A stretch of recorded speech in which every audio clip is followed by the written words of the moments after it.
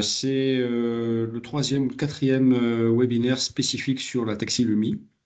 Et il y a toujours beaucoup de questions, beaucoup de présents. Donc, c'est un sujet qui prend de l'ampleur et sur lequel on a besoin maintenant qu'on connaît un petit peu la taxinomie, de savoir en fait comment on peut concrètement appliquer la taxinomie dans des opérations immobilières. Donc, c'est ça la finalité pour moi.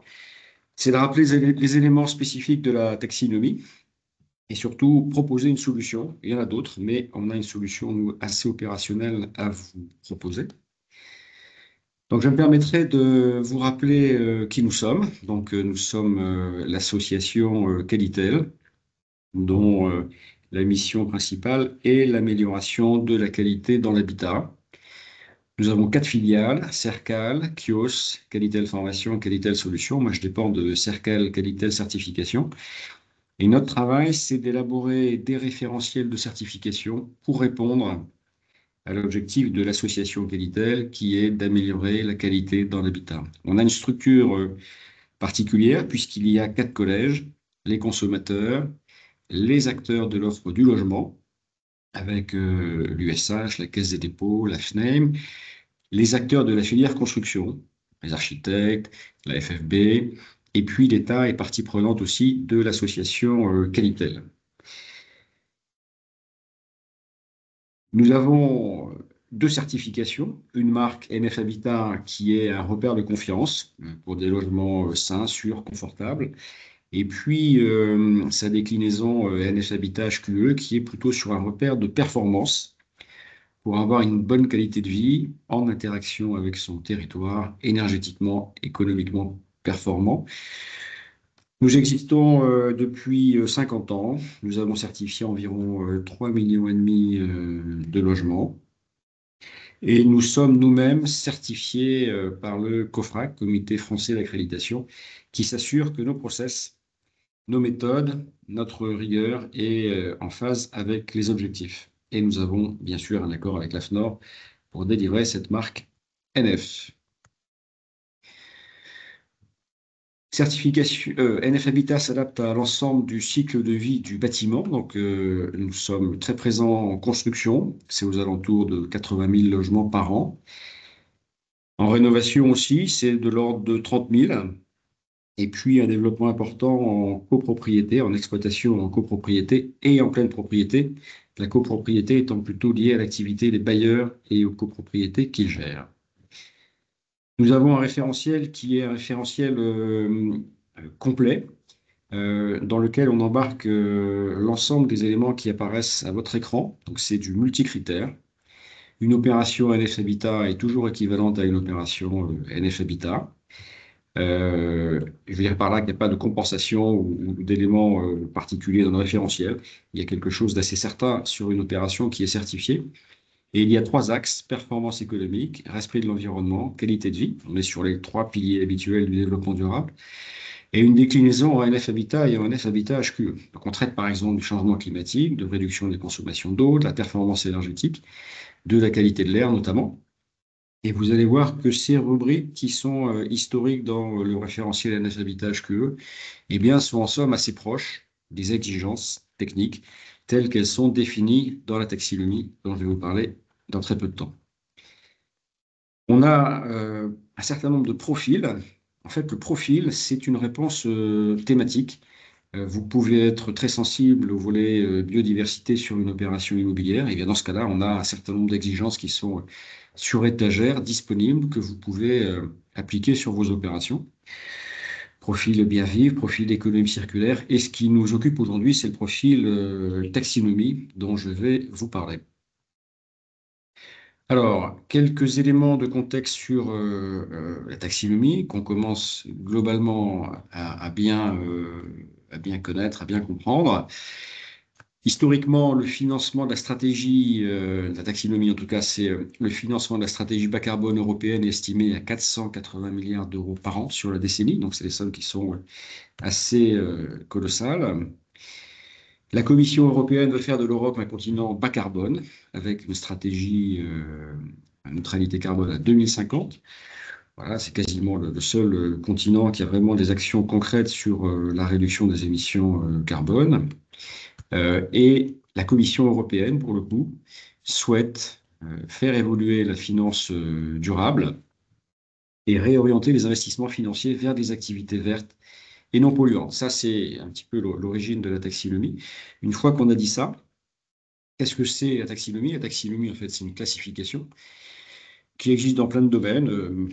Classification médicaments, par exemple. Dans le cas présent, c'est une classification d'activités économiques pouvant prétendre avoir un impact favorable sur l'environnement, avec des critères techniques pour s'assurer de la réalité de cet impact favorable. On est bien sur la perception de critères techniques qui vont permettre d'avoir une approche assez objective du secteur sur lequel on est, en l'occurrence pour nous dans le logement. Et ces critères techniques doivent permettre d'afficher vraiment une amélioration de la qualité environnementale, par exemple. On dit qu'une activité classée peut avoir un impact favorable sur l'environnement. Et ça, c'est des sémantiques qui sont importantes. Si, premièrement, elle contribue substantiellement à un ou plusieurs objectifs parmi les 6 objectifs environnementaux. Et deuxièmement, si elle ne cause aucun préjudice important aux 5 autres. Donc on en traite un de façon plus importante, mais les 5 autres doivent aussi être traités, c'est ne pas causer de préjudice. Ce qui veut dire, ce qui signifie en fait, enfin en tout cas la traduction, pardon, anglaise, c'est do not significantly harm, et ce sont les fameux DNSH. Contribution substantielle, DNSH, c'est les éléments dont on parle régulièrement. Les objectifs, en fait, il y en a 6. Ceux qui concernent le bâtiment, c'est l'objectif 1 et 2, atténuation au changement climatique et adaptation au changement climatique. Il y en a d'autres, utilisation durable et protection des ressources aquatiques et marines, transition vers une économie circulaire, prévention et contrôle de la pollution et protection de la restauration et de la biodiversité et des écosystèmes. Pour l'instant, dans l'immobilier, c'est le 1 et le 2. Une réflexion est en cours sur le 4, mais à mon sens, pas abouti. Et les activités qui sont concernées pour le bâtiment, c'est la construction, la rénovation et l'acquisition et l'exploitation. On en reparle un petit peu après. Qui est concerné? D'abord, les institutions financières, avec les rapports qui doivent être faits régulièrement, les CFDR à gauche.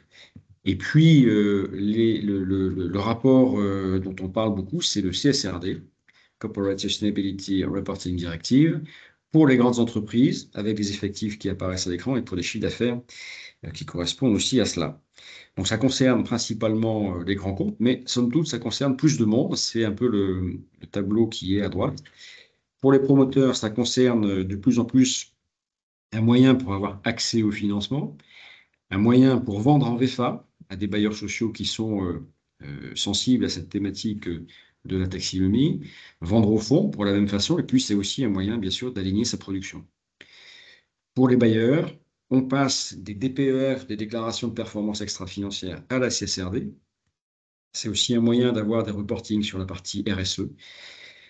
Les critères d'acquisition quand on se rapproche des promoteurs, par exemple. Et puis, c'est aussi une logique de stratégie de groupe. Donc, il y a vraiment quelque chose qui vient être un peu global sur la taxinomie et qui embarque à la fois des financements, des démarches de, de, de montrer son engagement sur les stratégies carbone, par exemple, ou bien aussi sur les rapports extra-financiers. Quelles activités sont concernées pour le bâtiment, enfin, quelles activités sont concernées, pardon, pour la taxinomie, plutôt, le titre serait plutôt celui-là. En fait, il y en a un certain nombre, pardon, je reviens, juste ici, il y a les macro-secteurs que sont l'agriculture et la foresterie, l'industrie, la fourniture d'électricité, l'eau, les égouts, les déchets, l'assainissement, les transports, le bâtiment, bien sûr, et les technologies de l'information et de la communication. Donc, on n'est pas tout seul dans notre coin, nous, l'écosystème lié au bâtiment, mais l'ensemble des acteurs, globalement des macro secteurs économiques, sont concernés par la taxinomie. Nous, bien sûr, c'est le bâtiment, donc c'est le titre 7, et c'est 7.1 qui correspond à la construction du bâtiment neuf. Donc c'est principalement l'activité des promoteurs immobiliers qui doivent respecter le titre 7.1 pour aligner leur production. Le 7.2, c'est les acteurs qui font de la rénovation de bâtiments existants, de la même façon, des acteurs qui font de la rénovation. Et le titre 7.7, c'est l'acquisition et la propriété de bâtiments. Donc, ce sont principalement soit des investisseurs, soit des bailleurs sociaux. Et globalement, aujourd'hui, l'activité est beaucoup portée par ce titre 7.7 et beaucoup portée par le volet des bailleurs sociaux qui demandent à ce que leurs opérations soient alignées conformément à l'exigence 7.7. Un petit tableau assez dense où on ne comprend pas grand-chose, mais simplement pour vous montrer le travail que Cercal a fait. En fait, ça, ce sont les textes européens historiques. Donc, on retrouve les sémantiques dont je vous ai parlé tout à l'heure. Première flèche en haut à gauche, c'est la contribution substantielle, avec des éléments descriptifs qui disent, par exemple, la performance énergétique du bâtiment résultant de la construction est inférieure à au moins 10%, etc. Donc, c'est des éléments purement techniques. Et puis, ne pas causer de préjudice important, les DNSH dont on a vu tout à l'heure la définition, viennent compléter ces contributions substantielles avec, par exemple, des éléments très techniques. Le débit des robinets de lavabo et robinets de cuisine n'excède pas 6 litres par minute. Le débit des douches n'excède pas 8 litres par minute, etc. Donc, vous voyez les éléments qui sont des éléments habituels que l'on retrouve en fait dans la certification. Donc, on a évidemment beaucoup travaillé sur ces textes. Et puis, on a développé un profil taxinomie pour aligner les opérations résidentielles et faciliter en fait les déclarations extra-financières. Pour créer ce profil, on est parti, comme vous le voyez, de l'analyse des textes que je vous ai présentés juste avant. On a travaillé avec l'association HQE, on a confié une mission à Deloitte, et l'idée, c'était d'identifier les DLSH et de travailler sur les modes de preuve pour pouvoir assez facilement répondre à ces objectifs techniques que je vous ai présentés juste avant.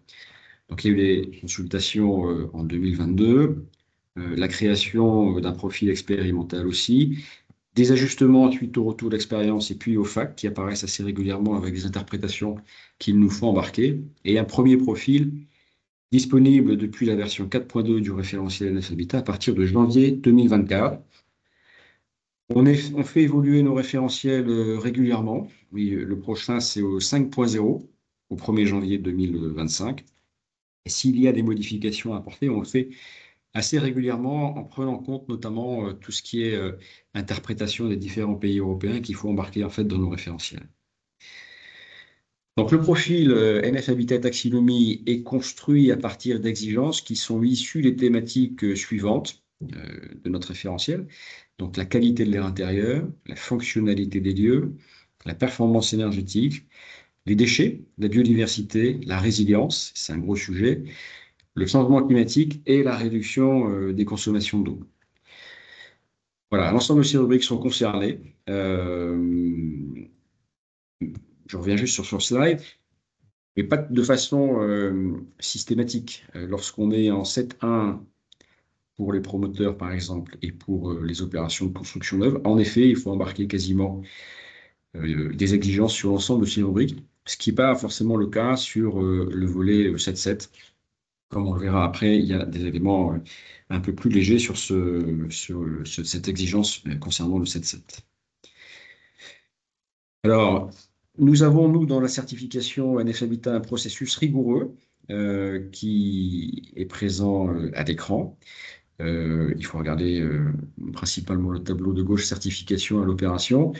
On commence très tôt par une revue de projet très en amont, puis une évaluation du dossier de consultation et ensuite l'évaluation du marché, du dossier marché final, pour s'assurer que l'ensemble des éléments techniques sont effectivement en place dans le référentiel. Donc, on a des évaluateurs Socotec, Veritas, Kios qui évaluent techniquement chacun des dossiers et qui auront systématiquement, vous allez voir après, embarqué les exigences de la taxinomie dans l'évaluation de leur projet.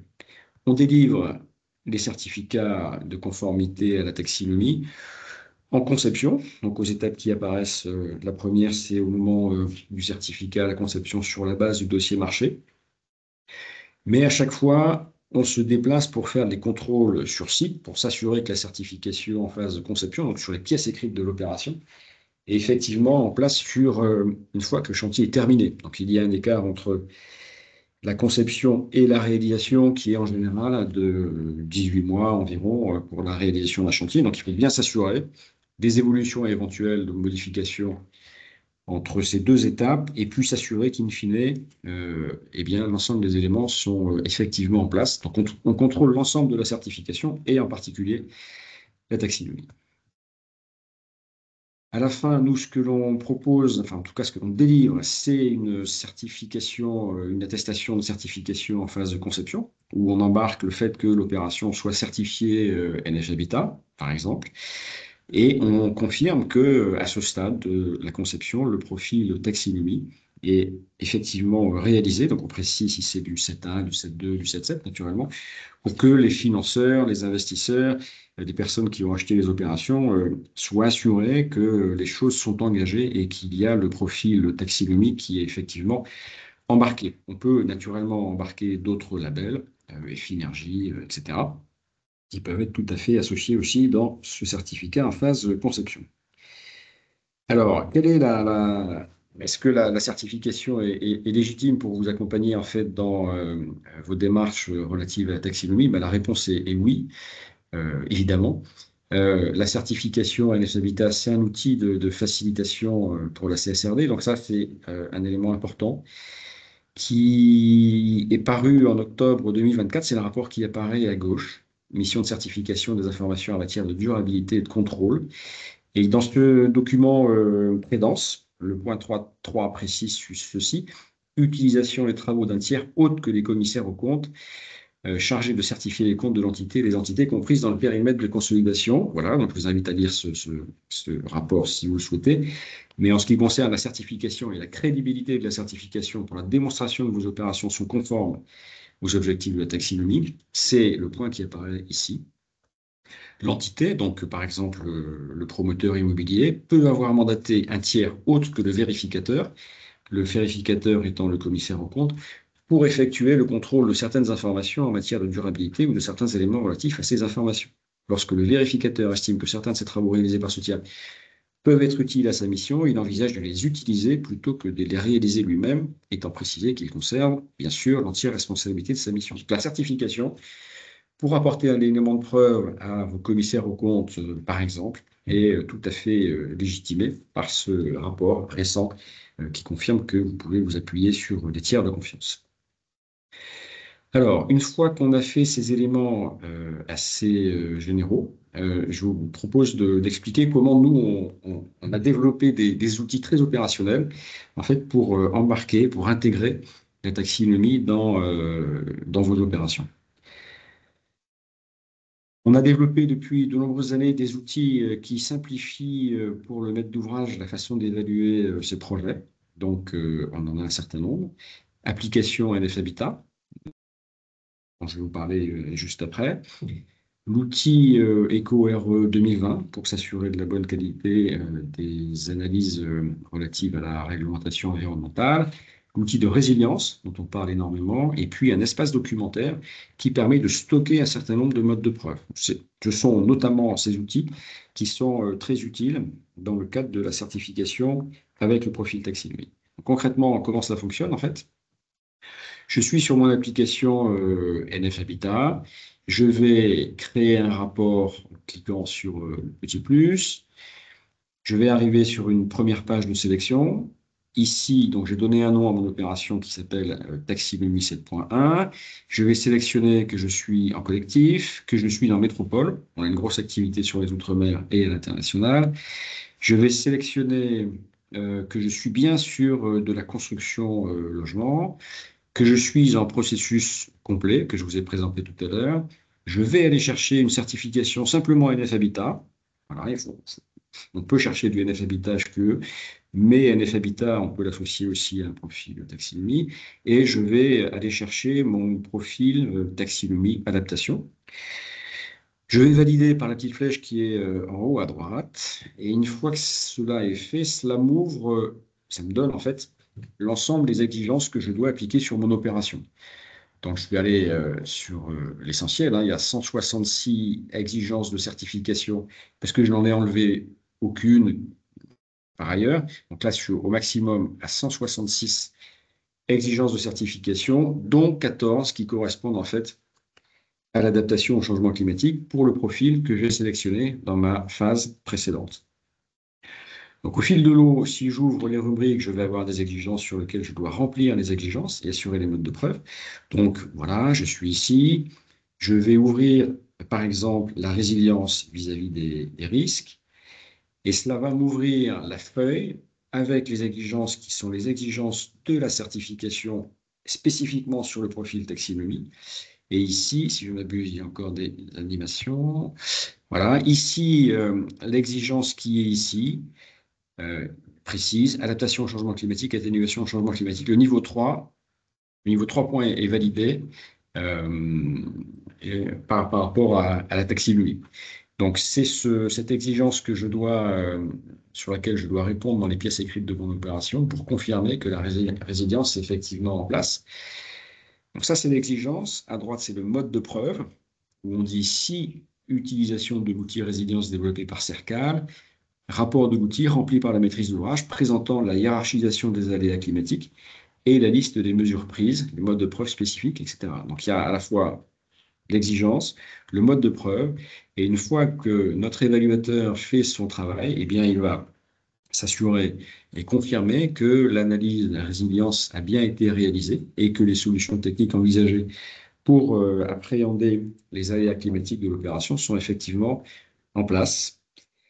Alors évidemment, je ne fais pas la démonstration de la totalité des exigences, mais in fine, une fois qu'on a traité les 14 exigences du profil taxinomie dont je vous ai parlé juste avant, eh bien, on est en capacité de sortir un rapport spécifique qui correspond, dans le cas présent, au rapport relatif au profil, où on rappelle quelles sont les 14 exigences, quels sont les modes de preuve et quels sont les éléments qui ont effectivement été validés par notre évaluateur technique. Et donc là, pour le coup, on est conforme et donc on s'est justifié, le cas échéant, que cette approche spécifique de la résilience a effectivement été mise en place avec les éléments de preuve que l'on est en capacité de sortir assez facilement. Voilà, c'est ça la logique de la certification, hein. Ce sont somme toute des exigences techniques assez ordinaires qu'on a identifiées spécifiquement pour la taxinomie et que l'on embarque au fil de l'eau dans un rapport qui permet, in fine, de certifier et d'être certain que les exigences de taxinomie sont en place. Alors, la façon de s'assurer que l'opération est bien conforme, nous, je vous rappelle qu'à la base, on a pour mission d'améliorer la qualité générale du logement, hein, pas uniquement de délivrer le profil taxinomie. Donc, on apporte cette cohérence globale sur la qualité de l'opération. On a un certain nombre d'outils qui accompagnent la maîtrise d'ouvrage, qui sont des vrais outils pour la maîtrise d'ouvrage, pour s'assurer, par exemple, de la conformité à la réglementation environnementale 2020.